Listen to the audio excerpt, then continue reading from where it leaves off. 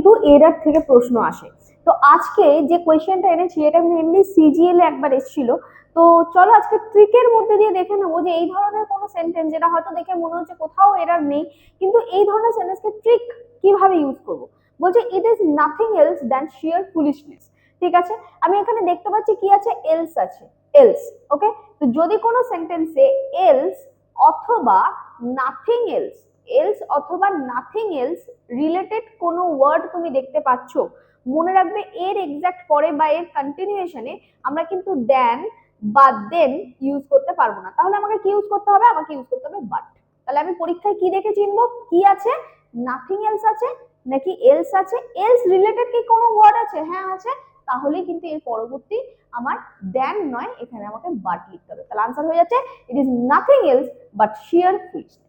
I think clear করতে পেরেছি। তো এইরকমই কিছু ট্রিক জানতে আজই সাবস্ক্রাইব করো আমাদের চ্যানেলটা আর বন্ধুদের সাথে শেয়ার করো।